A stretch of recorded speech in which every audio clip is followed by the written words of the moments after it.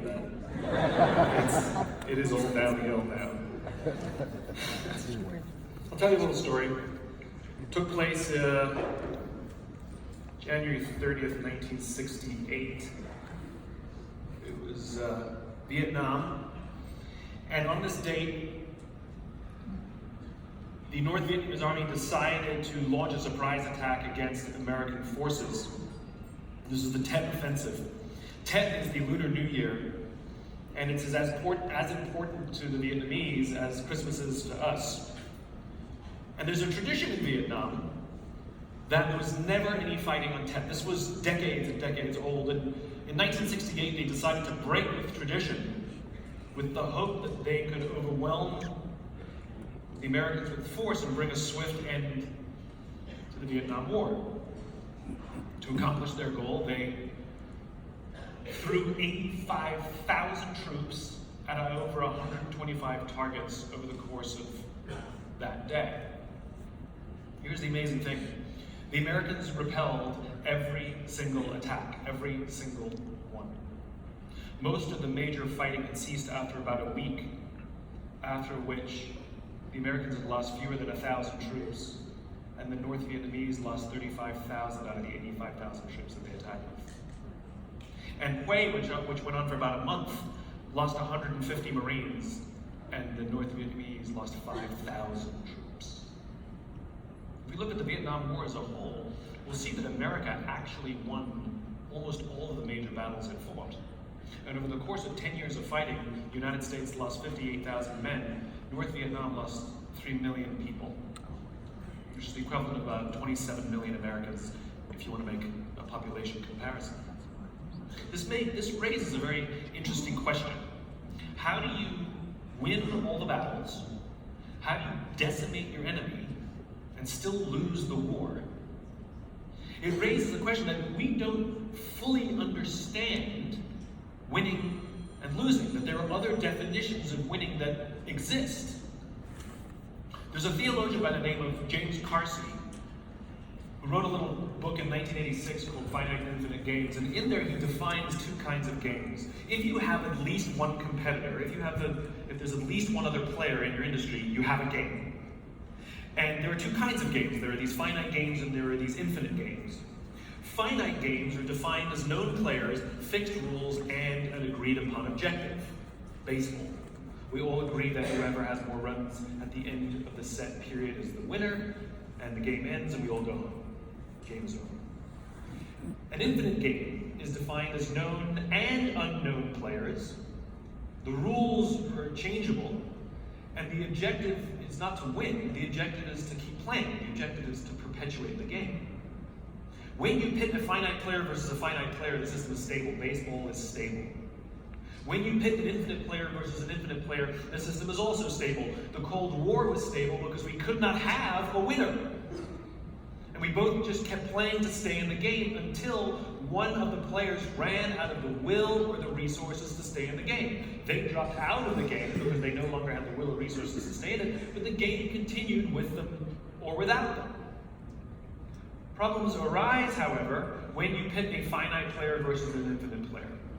Because a finite player is playing to win and an infinite player is playing to keep playing, and they will make very different strategic choices as a result. And what ends up happening is that a finite player will always find themselves in a quagmire, racing through will and resources they need to stay in the game. This is what happened to the United States in Vietnam. It's not so much that America lost the war, it's that America was fighting to win, and the North Vietnamese were fighting for their lives. America didn't lose, they ran out of the will or the resources to stay in the game, and they dropped out of it. The same is true in business. Business is an infinite game. There's no such thing as winning business. It doesn't exist. We can have wins inside of business, like you can have battles, but there's no such thing as winning business. And the problem is, if you listen to too many business owners, too many leaders, they don't know the game they're playing. They talk about being number one, being the best, beating their competition, based upon what agreed upon metrics, based upon what agreed upon time frames. There's no such thing. And the problem is when we play with the wrong mindset for the game we're in, when we play with a finite mindset in the infinite game, there's a few very consistent and predictable things that happen. Over the course of time, you will see a decline in trust. You will see a decline in cooperation. You will see a decline in innovation. And eventually, the organization will run out of the will and the resources to stay in the game. We call it bankruptcy. We call it merger and acquisition. I had a real-life experience that helped me truly understand what it means to play with a finite and infinite mindset in this infinite game of business. I spoke at an education summit for Microsoft. I also spoke at an education summit for Apple. At the Microsoft summit, the vast majority of the executives spent the vast majority of their presentations talking about how to beat Apple. At the Apple summit, 100% of the executives spent 100% of their presentations talking about how to help teachers teach and how to help students learn. One was obsessed with where they were going, the other one was obsessed with beating their competition. Guess which one was in quagmire? Guess which one was spinning through the will of their people and the resources they had to stay in the game? At the end of my talk at Microsoft, they gave me a gift. They gave me the new Zoom when it was a thing. This was Microsoft's response to the iPod. This little piece of technology that they gave me was absolutely fantastic. It was beautifully designed. The user interface was simple and intuitive.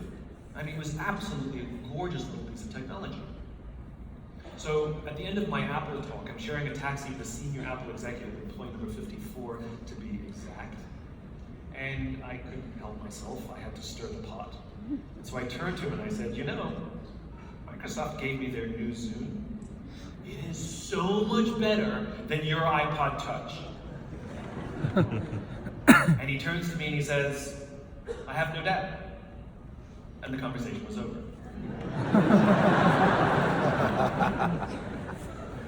Because when someone's playing with an infinite mindset, they understand that sometimes you have the better product, and sometimes they have the better product. And the goal isn't to beat your competition. The goal is to outlast your competition. The only true competitor in the infinite game is yourself. How do we make our systems better this year than they were last year? How do we make our customer service better this year than it was last year? How do we make our product better this year than it was last year? And when we focus on this constant improvement, what ends up happening is we become stronger and stronger and stronger and stronger. And they may succeed or not, they may drop out of the game, and the game will continue with them or without them. So this begs the question, if we are players in an infinite game, and we have to lead with an infinite mindset, how do we lead with an infinite mindset? There are 5 factors that have to be included. 1, you have to have a just cause. 2, you have to have trusting teams. 3, you have to have a worthy rival. 4, you have to have the capacity for existential flexibility. And finally, you have to have the courage to lead. So let's go through those one by one. Just cause. Every single organization that is capable of playing in the infinite game has a just cause. A cause so just that you would willingly sacrifice your interests to advance that cause. My favorite example is the Declaration of Independence, in which our founding fathers wrote down why we needed our own nation. Why we would willingly sacrifice and go to war to have something else other than what we had now. And they wrote it down. All men are created equal, endowed with these unalienable rights, amongst which include life, liberty, and the pursuit of happiness. And then they went to war, the Revolutionary War. And yes, the war was finite, but when the war was won, then the hard work began. The United States is in an infinite game. We will never actually reach this ideal of all men are created equal, all people are created equal, but we will die trying, and that's the point. What a just cause is a crystal clear vision of a future state that you would rather live in, and you commit your life, your professional career, and your business to help advance that vision of the world that you have. That's why we call it vision, because you have to be able to see it. Vision is not to increase top-line revenues by 20% by 2020. It's just a goal, not a vision, right? And And the point is we commit ourselves an undying amount, as the sign of the Declaration of Independence wrote, we commit our fortunes, our lives, and our honor to advance this cause. Now, make no mistake of it, when they signed the Declaration of Independence and they said all men are created equal, they meant white Protestant men. But it's an ideal.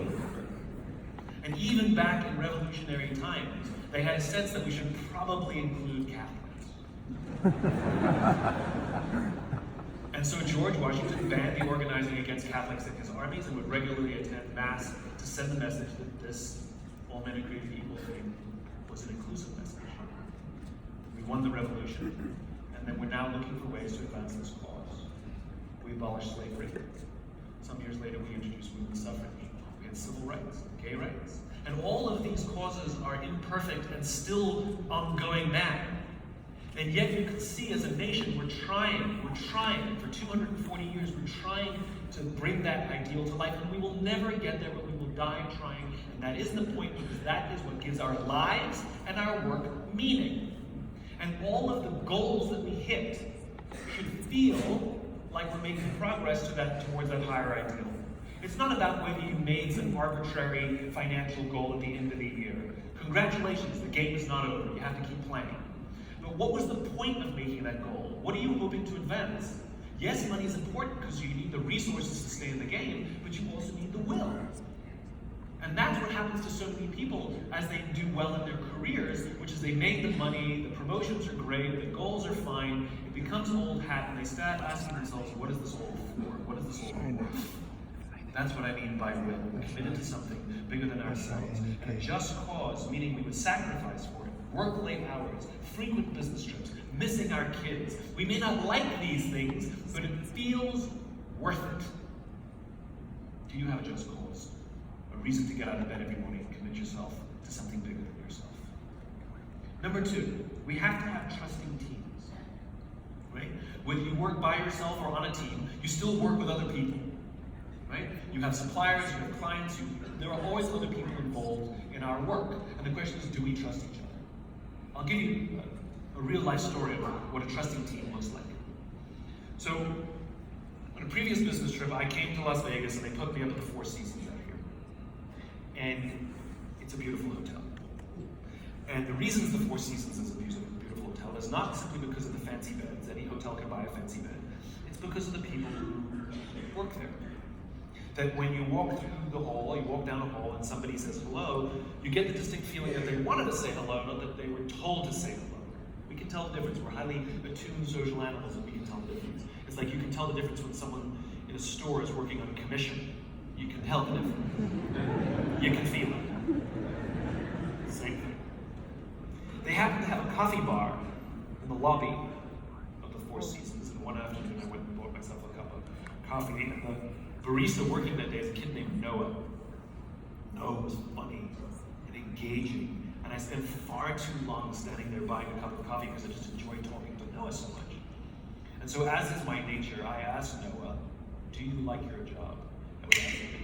Noah said, I love my job. Now in my line of work, that's significant. Like is rational, love is emotional. I like my job, I like the people, I get paid well, I like the challenge, I like my job. Love is some sort of emotional connection to the organization, right? Do you love your wife? I like her a lot. It's not the same. It's not the same. And Noah said, I love my job. So immediately my ears perk up. This kid is emotionally connected to the organization that he works for. So I immediately follow up with another question. Tell me specifically, I asked him, tell me specifically what the Four Seasons is doing that you would say to me, I love my job. Without skipping a beat, Noah said, throughout the day, managers will walk past me and ask me how I'm doing, if there's anything I need to do my job better, not just my manager, any manager. And then he said, I also work at Caesar's Palace. And there, they walk around and catch us when we do something wrong. There, I just want to get through the day, keep my head down, below the radar, get my paycheck. He said, only at the Four Seasons do I feel I can be myself. This is the exact same human being. And Yet my customer service experience will be profoundly different in the two different organizations, not because of Noah, but because of the people he leads, who lead him, the environment in which he works. I get this question all the time. Simon, how do we get the most out of our people? Like they're a towel that you want to wring them, get as much out of them. The question is flawed. You'll get all the right answers for the wrong question. The correct question to ask is, what do we have to do to create an environment in which our people can work at their natural best? And that's the difference between these two things. The amount of time that when people or organizations suffer performance issues, we blame the person. I got the exact same person here who's going to be performing profoundly different, and yet he's the same person. It's the environment. To work in a trusting team means we work with and for people around whom we feel psychologically safe. It means that we work with and for people that we can raise our hands and say, I made a mistake. You've given me responsibility that I don't feel qualified for. I don't know what I'm doing. I'm scared. I have problems at home and they're affecting my work. I need help. Without any fear of humiliation or retribution, if anything, we will raise our hand and say these things to our colleagues, our co-workers, our friends, with absolute confidence that they will rush in to help us. If you do not work with or for a trusting team, what you do have is a group of people who show up every single day lying, hiding, and thinking. They will not admit mistakes. In fact, they'll hide them. They'll never tell you that you've given them a job that they don't know how to do. They will never ask for help or admit that they're suffering undue stress that's affecting their work. And eventually, things will break. That's why you have to have trusting teams for the infinite game. It'll work in the short term, but it doesn't work in the long term. We've seen what happens when we allow these things to compound without intervening. We saw it happen a couple years ago with United Airlines, when they dragged a paying customer off their plane with a broken teeth, broken nose, and a concussion. I feel sorry for every member of that crew, because every single member of that crew knew that that was the wrong thing, but they all feared intervening. None of them intervened, because they actually feared doing the right thing more than breaking the rules. And that's what we get. That did not happen overnight. That was not an anomaly. That was a slow, steady build of an organization that did not intervene and make sure that they conscientiously built trusting teams. I had an experience with United Airlines years before that was a red flag. I was getting ready to board a plane, and a scene played out in front of me where one of the passengers attempted to board the plane before their group number was called. Which, as everyone here knows, is a felony.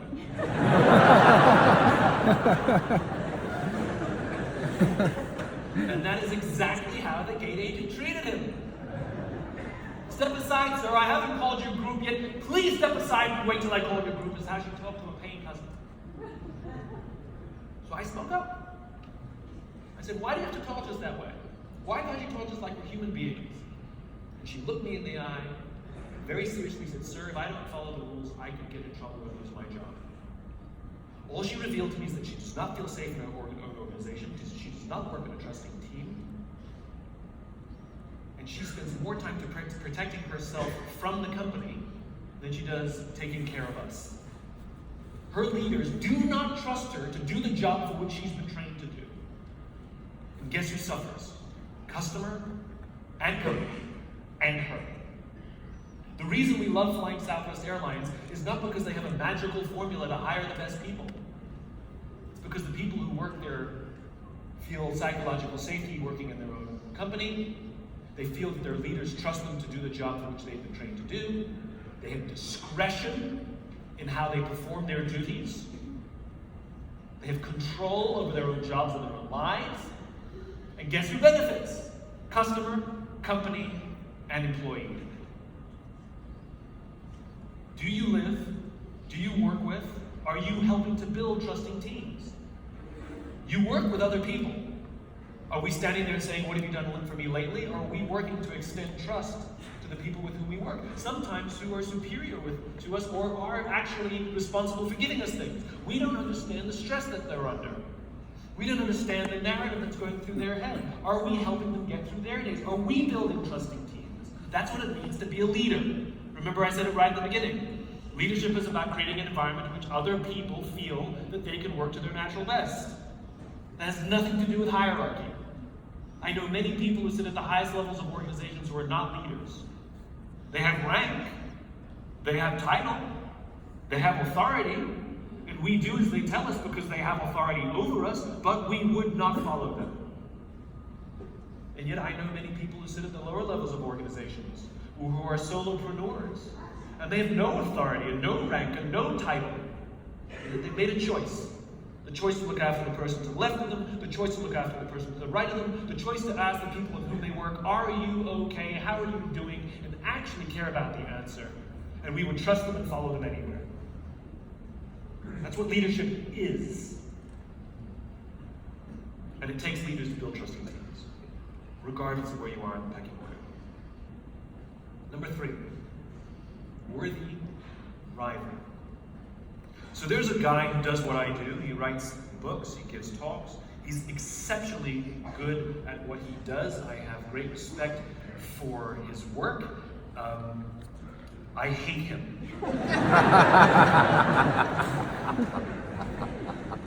He's never done anything to me. We've met professionally. He's always been very cordial to me. I just hate him. I don't know what it is. I hate him a lot. And I will regularly go on to the interwebs and I will check my book rankings and how well the book is selling and immediately check his. And if my book is selling better than his, I'm smug. If his book is selling better than mine, I'm angry. I don't check anybody else's rankings, even though there's lots of people who do what we do, just his. We were invited to speak at the same event. I don't mean like me in the morning, him in the evening. I mean like at the same time on the stage together. We would be interviewed together, 2 chairs at an interview. And the interviewer thought it would be fun if we introduced each other. So I went first. I turned to him and I said, you make me really insecure because all of your strengths are all of my weaknesses. And whenever your name comes up, it makes me uncomfortable. He turned to me and he said, funny, I feel the same about you. The reason I hated him is not because he did anything to me. The reason I hated him is because his very presence reminded me of my weaknesses, and it was much easier to direct that energy against him than it was to take a hard look at myself and say, where do I need to improve? He was never my competitor. He was my rival. The problem is when we view the other players in the game as competitors, it sets up a mindset of beat them, outdo them, be number one. And it actually forces us to take time and energy away from where we can be improving our own state of game. And in most extreme cases, it actually encourages us to do quite unethical things. We see it all the time. We see it in organizations that pit people against each other and create these highly competitive environments, and we see people do very unethical things so that they can make sure they get their bonus or stay ahead or get the promotion or whatever it is. It's like running in a race and you trip the competitor. And you will win the race, but you're still a slow runner. And in this game, the infinite game of business, there's another race and another race and another race and another race, and there is no end. And so though you may win in the short term, over the long term, you're still a slow runner, and eventually you will fall out of the game. You will go bankrupt. And so how do we change our mindset away from seeing the other players as competitors, and rather to start to see them as rivals? And who are the worthy rivals, the one worthy of comparison, the one who are actually better at some of the things that we wish we were better at?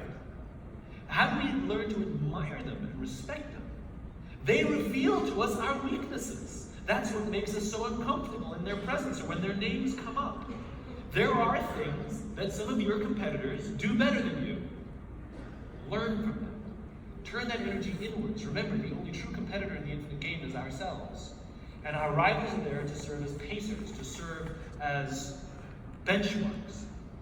And eventually, they may stay in the game or they may drop out. For many, many years, Apple's worthy rival was IBM, Big Blue. Apple were the pirates, and IBM represented the Navy. And then they dropped out of the game. And then it was Microsoft. Hi, I'm a Mac, I'm a PC. And then they dropped out of the game. And now it's Google and Facebook. The point is the rivals can change. If you think you're competitive, you're going to think you've won at the end when they drop out of the game where you haven't. And that's what makes us blind to competition, where we think we've won in a game that never ends. And that's where people get undercut. Do you think MySpace had any clue that Facebook even existed? And this is what happens. Who are your worthy rivals? They can be companies, they can be individuals.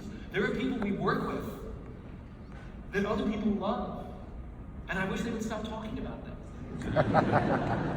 And instead of going, rather try to learn what it is about them that people admire and love so much, and maybe we can focus that energy on working on ourselves. Self-improvement, every day, constant improvement. And in the case of this my worthy rival, we found out that instead of batting ourselves crazy, we work together now. Because it turns out when you work with somebody whose strengths are your weaknesses and your strengths are their weaknesses, it turns out you make pretty great partners.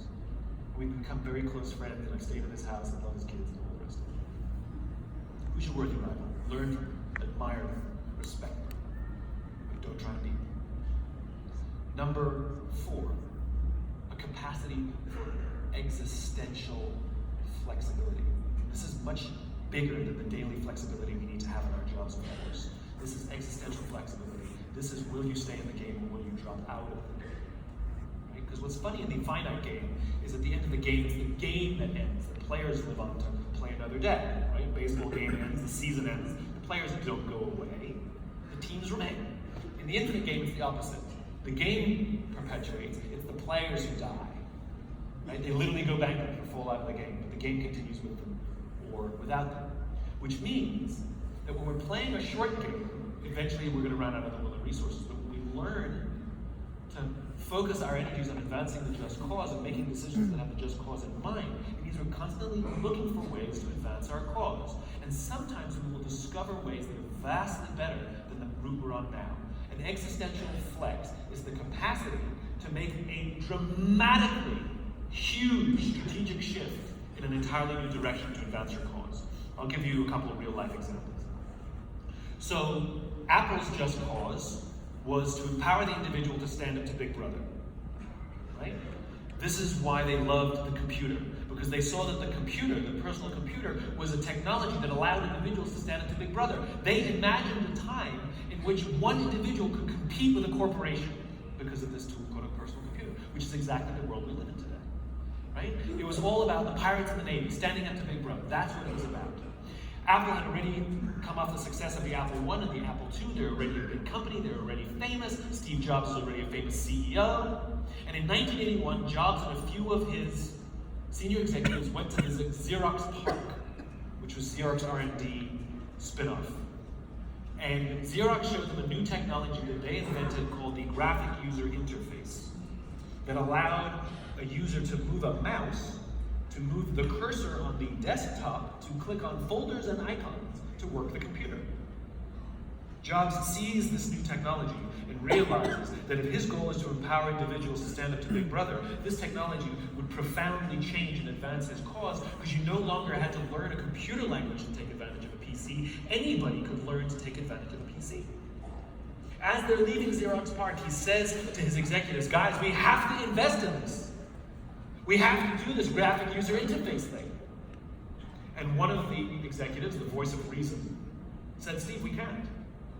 Can't do it. We've already invested millions of dollars and countless man hours in a completely different strategic direction.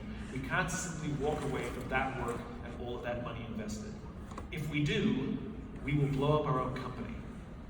To which Jobs actually said, better we should blow it up than someone else.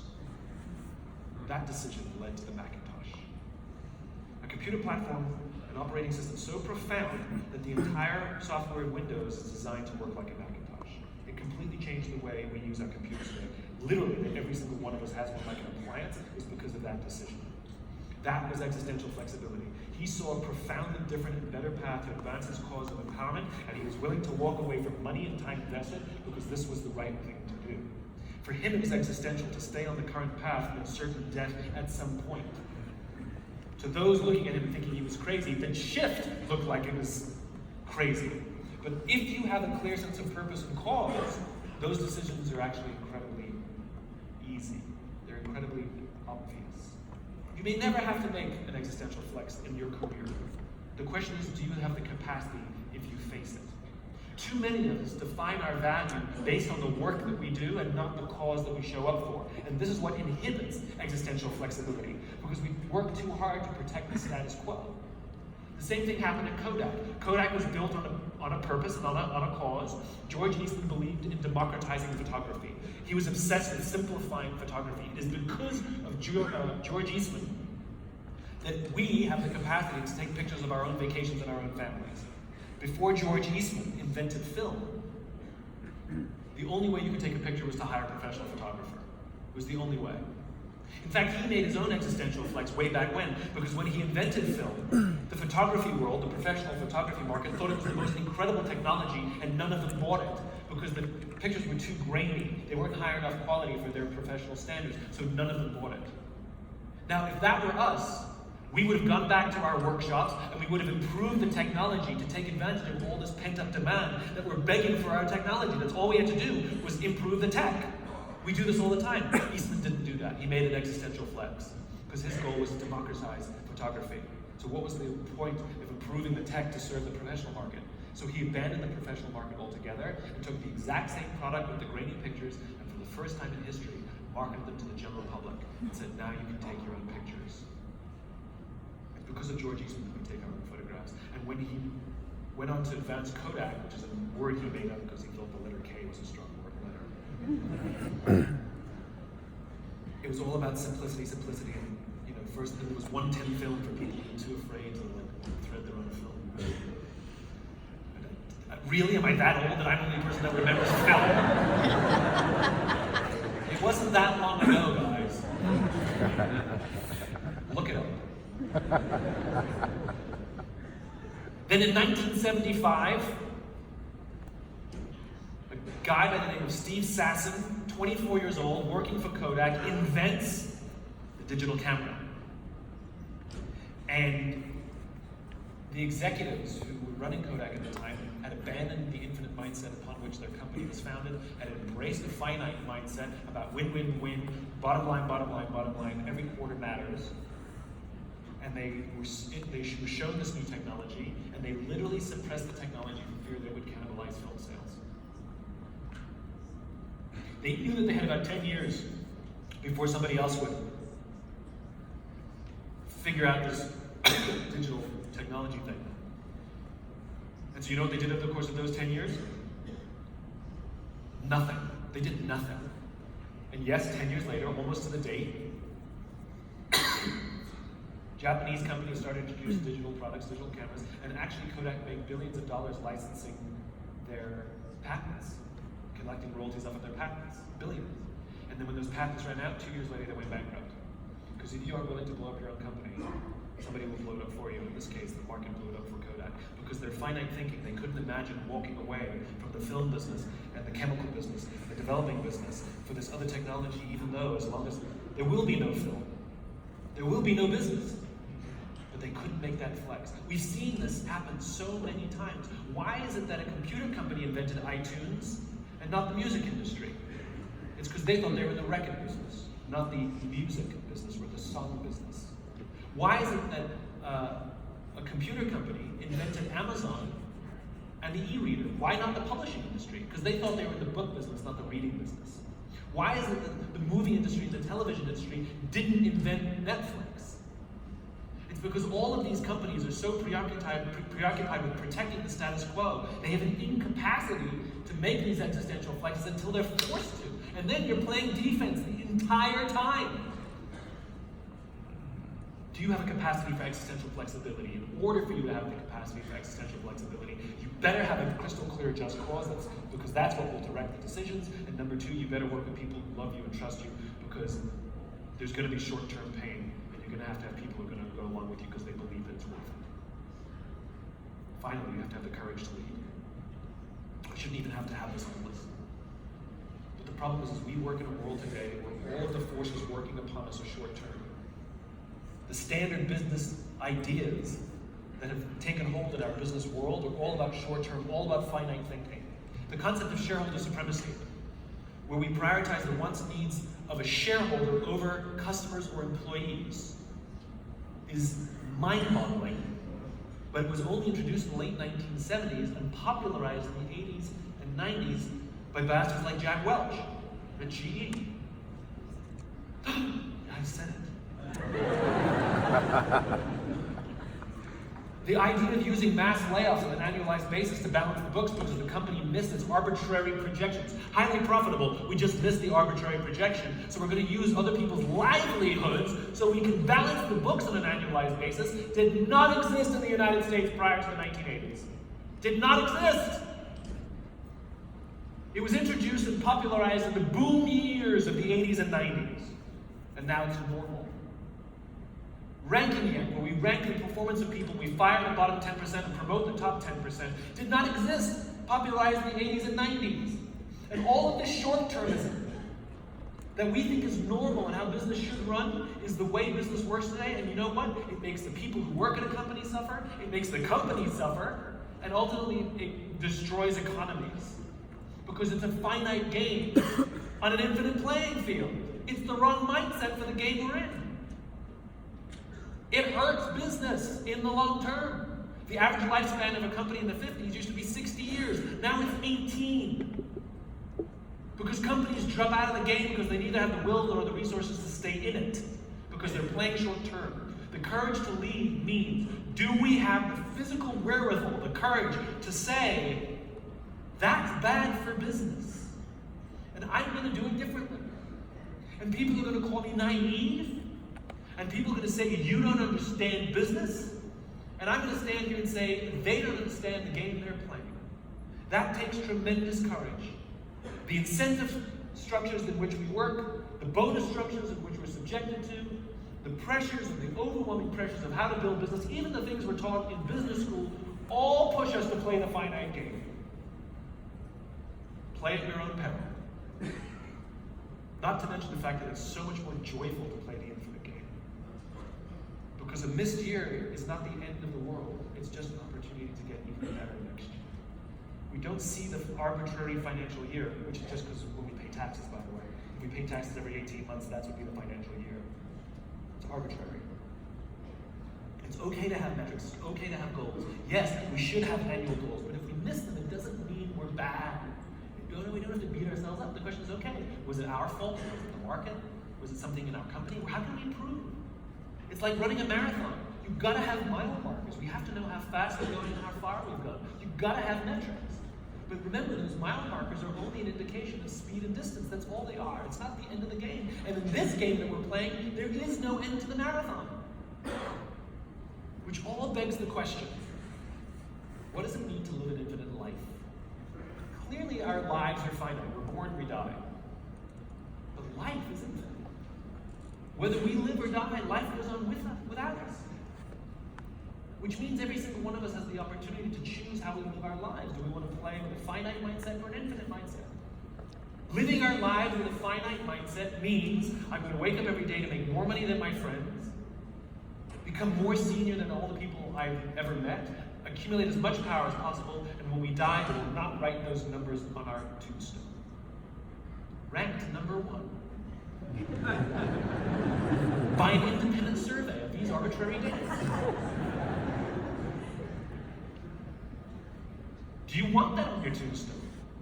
Or do you want to be remembered by the kind of person you were, the impact you had in the lives of others, devoted husband, loving wife?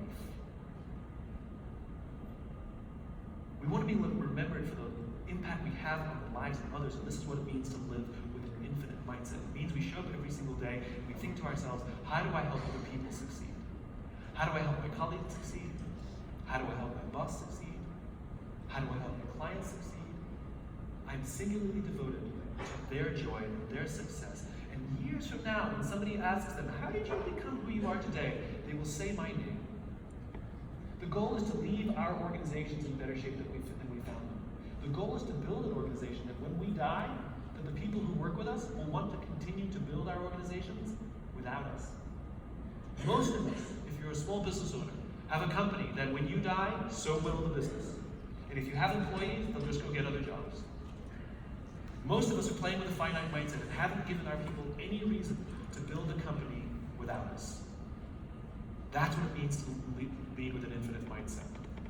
That we would leave our organizations in better shape than we found them, and we would build an organization that inspires other people to want to continue to build it without us. It's just a choice. It's just a choice. Thanks very much.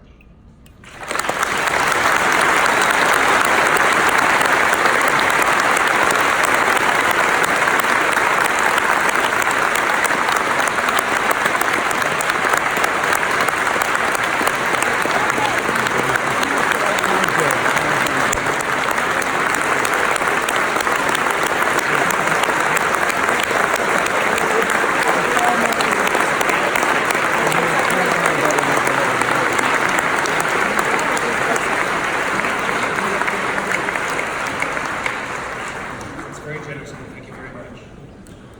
We've left some time for questions because questions are fun. More for you than for me. There's 4 mics if you have something on your mind.